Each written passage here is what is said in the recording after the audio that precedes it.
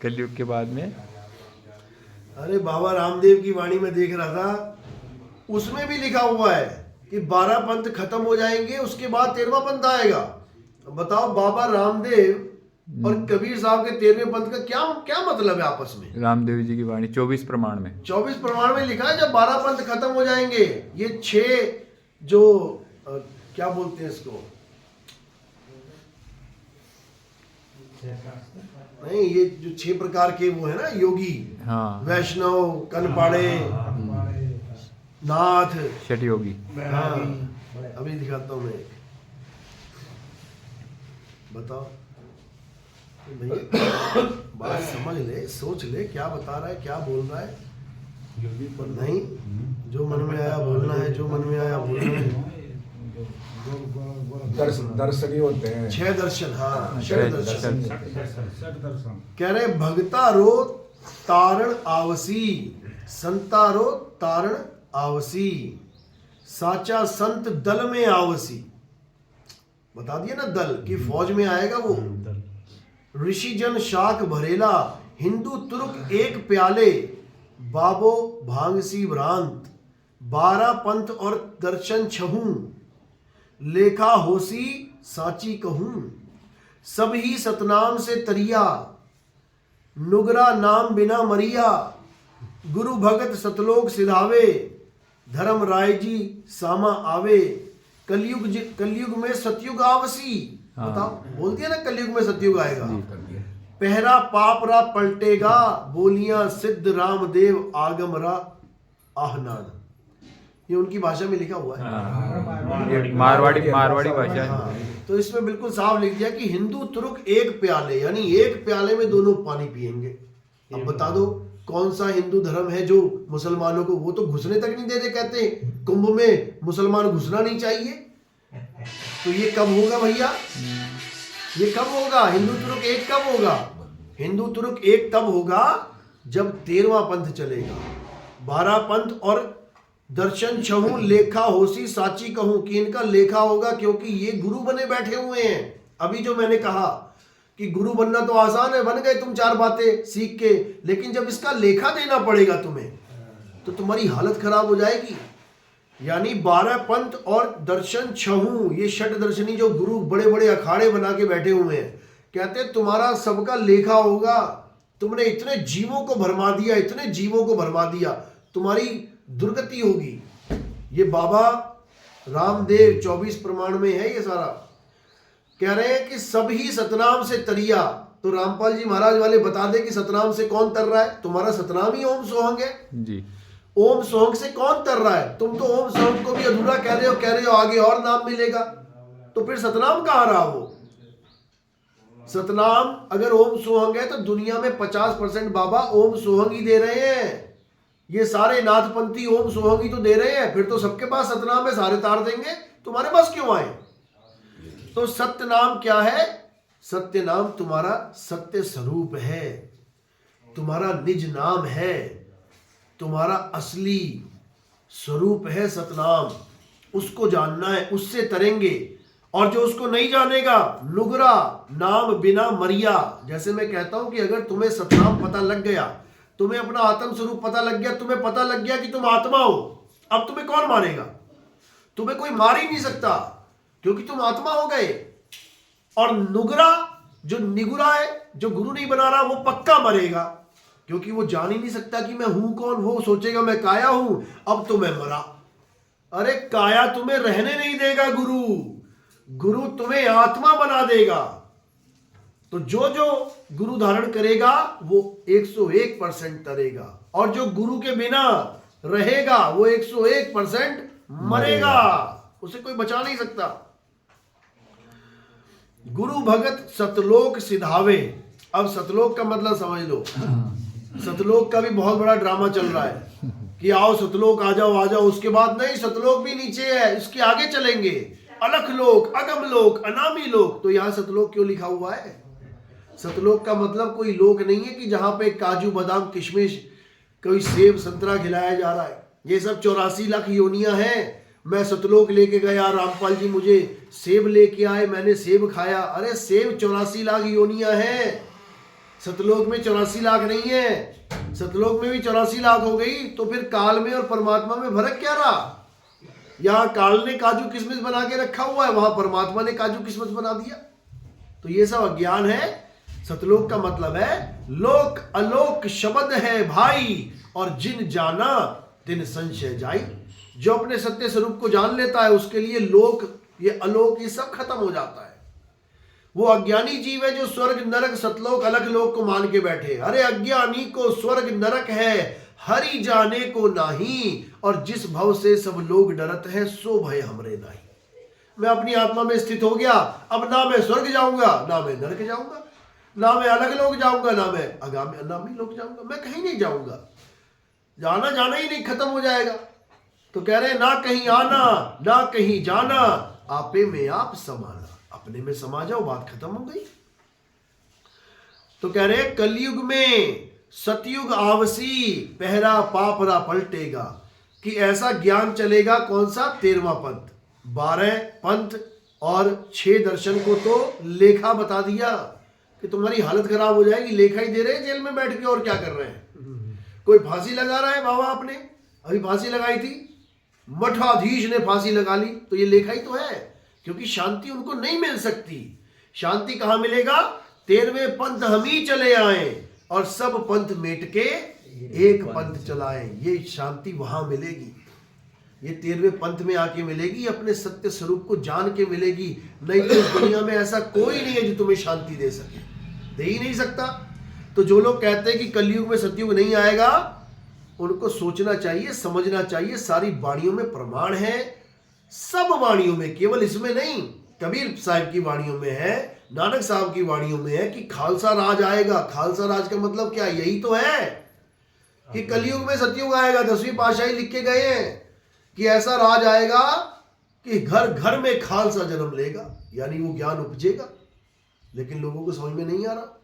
तो भाई कलयुग में सतयुग आएगा, आएगा और आके रहेगा, कोई इसको रोक नहीं सकता। जय गुरुदेव जी की भविष्यवाणी है कि कलयुग में सतयुग आएगा। जय गुरुदेव ने तो बिल्कुल ही सारा खेल ही खत्म कर रखा है, अगर ध्यान से पढ़ लो। वो रामपाल जी महाराज उनकी वाणी ले लेके घूम रहा है, वो 20 साल का हो गया, 20 साल का हो गया। ये नहीं देख रहा अगली वाणी में बोला है कि उस महात्मा को ऊपर से आवाज आएगी, वो ऊपर से जो आवाज आएगी उसका प्रचार करेगा। ये क्यों नहीं बोल रहे हैं? तुम्हें कौन सी ऊपर से आवाज आ रही है भाई? बता दो, कहीं तुमने बोला हो किसी सत्संग में? और सबसे बड़ा जाल कि ये बहुत शातिर लोग हैं। आज तक रामपाल जी महाराज ने कभी 12वें पंथ के कालदूत हंस मुनि का जिक्र तक नहीं किया। दिखा दो कोई वीडियो, नहीं किया था। दिखा दो रामपाल जी की कोई वीडियो जिसमें 12वें पंथ के हंस मुनि कालदूत का जिक्र किया हो। ये तो हमने भेद खोला, हमने बताया कि 12वें पंथ में कालदूत बैठा हुआ है, हंस मुनि नाम रखा है उसका, हंस मुनि। क्यों? वो अपने आप को परमात्मा का हंस दिखाने की कोशिश कर रहा है कि मैं परमात्मा का हंस हूं, लेकिन सारे कर्म मुनियों वाले कर रहा है। क्या किया मुनियों ने? ये मंत्र जाप ही तो किए सारे। तो तुम्हें हंस बना के क्या बना दिया? मुनि बना दिया उसने। आशा लगा दी हंस बनाऊंगा और पकड़ा दिया मुनियों वाला ज्ञान। तो वही हंस मुनि है, और उसमें उसकी पहचान लिखी है कि वो तरह तरह की करामातें दिखाएगा। किसी का कैंसर ठीक हो गया, किसी के दांत दर्द ठीक हो गया, किसी का पेट दर्द ठीक हो गया, किसी का ये ठीक हो गया, वो लिखा है उसमें साफ। और क्या लिखा है कि वो अपने आप को कबीर घोषित कर देगा कि मैं ही बंदी छोड़ कबीर हूं। और अब जब मैंने ये वाणी खोली है, वो पता नहीं किस महात्मा का नाम लगा के कह रहे हैं ये है हंस मुनि। आज तक तुम्हारी आंखें फूट गई थी क्या? आज तक तो तुमने कभी बोला नहीं हंस मुनि कौन है। आज नितिन दास ने तुम्हारे चिथड़े कर दिए, तो अब तुम दूसरे महात्माओं के ऊपर बाणियां ठोक रहे हो। शर्म कर लो, शर्म। वो कोई अपने आप को कबीर नहीं कहला रहा। जिस बेचारे भोले पंछी का तुमने नाम ले लिया, वो बेचारा प्यारा महात्मा भक्ति कर रहा है, तुम उसको कबीर और करामातों से जोड़ दिया। अरे अपने गिरेबान में देखो, तुम ही हो वो हंस मुनि जो करामातें भी दिखा दिखा के लोगों को इकट्ठा कर रहा है और खुद को कबीर भी कहला रहा है। तुम्हारे चेले कबीर साहब की फोटो फाड़ रहे हैं और तुम्हारी फोटो को कबीर कबीर बता रहे हैं। ये तुम ही हो हंस मुनि। और उसका साहिब ने बताया है कि 12वां पंथ जैसे ही खत्म होगा, यानी हंस मुनि जैसे ही जेल में जाएगा, वैसे ही 13वां पंथ उजागर होगा। समझ लो, जैसे ही रामपाल जी महाराज जेल में गए, मात्र 2 दिन के अंदर यूट्यूब चैनल चला और आज हजारों लाखों की संख्या में लोग सुन रहे हैं और पंथ छोड़ छोड़ के आ रहे हैं। रामपाल जी महाराज को छोड़ छोड़ के, 12 को छोड़ के 13 में समा रहे हैं, और जो भी 13 में आ जाता है उसको ये गुरुद्रोही बता देते हैं। बताओ, उसको कहते हैं गुरुद्रोही हो गया। वो 4 सवाल पूछता है, उनके पास कोई जवाब नहीं होता है, तो वो गुरुद्रोही हो गया। ऐसे गुरुद्रोही नहीं होते भाई, ये जीव है, ये सवाल पूछ सकता है। तुम्हारे अंदर इतना ज्ञान होना चाहिए कि तुम उसके सवाल का जवाब दे पाओ, ना कि सवाल पूछने के बाद वो गुरुद्रोही हो जाएगा। ऐसा नहीं होता। तो इसको ध्यान से समझो। ये बहुत शातिर लोग हैं, परमात्मा के नाम पे धंधा कर रहे हैं। ये परमात्मा की वाणियों को बेच रहे हैं। 21-21 हजार का, 51-51 हजार का, लाख रुपए का पाठ करवा रहे हैं। जिन संतों ने फ्री में वाणियां लिखी, जिन संतों ने फ्री में वाणियां गाई, हमसे एक पैसा नहीं लिया, संगत से एक पैसा नहीं लिया, परमात्मा ने फ्री में वाणी उतारी, उन वाणियों का पाठ करने के लिए लाखों रुपए कमा रहे हैं। ये सब धंधा है भाई, ये सब धंधा है। बचो, अपने आत्म स्वरूप को जानो, उसी में परमात्मा का वास है। जब लगना चीनोगे आत्म, तब लगना मिली है परमात्म। समझ लो। तो अगर इस वाणी से अपने आप को जान लोगे तो कल्याण हो जाएगा। साहिब बन गई सत्ता। वो खुद तो साहिब सत्संग सुनते हैं आपके, ठीक है ना, और अरे कौन नहीं सुनता हमारे और सत्संग? शिष्यों को ये कहते हैं कि अगर आपने नितिन दास के सत्संग सुन लिए तो पंथ से बाहर हो जाओ। भाई, नितिन दास के सत्संग सुनने से अगर किसी का नाम खंड हो जाए तो तुम अपने YouTube चैनल पे मेरा नाम ही क्यों ले रहे हो? तुम मेरी एक लाइन भी तोड़ मरोड़ के कह रहे हो। मैं कह रहा हूं राधे राधे करने से कोई मतलब नहीं है। उसके बाद कटिंग लगा के वहां से कोई भगत आया जो राधे राधे को मानता था, उसने मुझे कहा राधे राधे, तो मैंने क्या कहा? राधे राधे। तो मेरी 2 लाइनें राधे राधे फिर उसके बाद ऐड कर दी। यानी ये दिखाने का कोशिश करी कि देखो ये खुद मना कर रहा है कि राधे राधे नहीं जपना है, और खुद ही राधे राधे बोल रहा है। अरे जप थोड़ी नहीं रहा हूं। अगर कोई जय श्री राम बोलता है तो हमारा फर्ज है कि उसका हमने सम्मान रखना है। हम जय श्री राम बोल सकते हैं, क्योंकि अगर जय श्री राम बोलने से नाम खंड हो जाए तो क्यों कबीर साहब बार बार मुरारी हरि राम का नाम ले रहे हैं? फिर तो ले ही ना, फिर तो ये बोले ही ना, राम नाम की लूट है, लूट सके तो लूट। फिर तो कहे कबीर नाम की लूट है, लूट सके तो लूट। क्योंकि तुम राम नाम तो देते ही नहीं हो, तुम तो कबीर नाम दे रहे हो। तो फिर तो वाणियां कबीर साहब ने सारी गलत बोली हैं। कबीर साहब ने कहा है हर जपो मुरारी जपो, तो फिर तो मुरारी जपवाओ। तुम क्यों नहीं जपवा रहे हो? राम जपो जी ऐसे ऐसे, ध्रुव प्रहलाद जपो हरि जैसे। वो कह रहे राम जपो जपो, तुमने तो एक बार भी नाम ना दिया राम का। तुम दे रहे ओम कलियम हरियम शरियम सोहम सत्यम। क्या ड्रामा है ये सब 52 अक्षर है। इसको त्यागो और अपने स्वरूप को जानो। और अगर हमारा सत्संग सुनने से नाम खंड होता है तो अपने सारे YouTube चैनलों से हमारे सत्संग हटा दो, क्योंकि सबके नाम तो तुमने खंड कर दिए हमारा ज्ञान सुना के। और अगर इतना ही शौक है हमारा ज्ञान सुनाने का तो हमारी 209 वीडियो डाल दो अपने YouTube चैनल पे। अगर तुम में दम है तो सब नीर खीर का निबेड़ा कर लेंगे। अभी निबेड़ा हो जाएगा। अभी तुम्हारा नाम छोड़ो, तुम्हारा पंथ खंड हो जाएगा। डाल के देख लो, बोल दो एक बार अपनी संगत को कि नितिन दास के 209 सत्संग सुन लो, उसके बाद आके नाम शुद्ध कर लेना। है तुम्हारे में दम? तुम्हारे पास तो फैक्ट्री लगी है नाम शुद्ध कराने की। तुम क्यों डरा रहे हो किसी को? कह दो एक बार सारे सुन लो, उसके बाद नाम खंड हो जाएगा, आके शुद्ध करवा लेना। है तुम में दम? तुम में दम नहीं है, क्योंकि तुम जगत गुरु नहीं ठगत गुरु हो। जगत गुरु डंके की चोट पे कहता है सब काहू का लीजिए साचा शब्द निहार, और पक्षपात मत कीजिए कहे कबीर विचार। जगत गुरु सारे जगत का ज्ञान सुनने की बात करता है कि सबको सुनो, सबका ज्ञान अर्जित करो, और जो सार सार है उसे उठा लो। सतगुरु ऐसा चाहिए जैसा सूप सुहाए, अरे सार सार तो गही रहे, थोथा दे उड़ाए। जय सतनाम। सर वो ये भी बोलते कबीर सागर में वाणी बोलते खराब है भाई, बोलते तो बहुत नहीं भाई। कोली यही करवाओगे, वहां भी बोलना है जाके। कोली चमार सबके घर खाए, तो मैंने कहा साहब आपके गुरुजी कोली चमार के घर कहाँ खाते हैं? वाणी लिखी है साहिब उसमें कि कोली चमार वो सब। समानता की बात है, कोली चमार।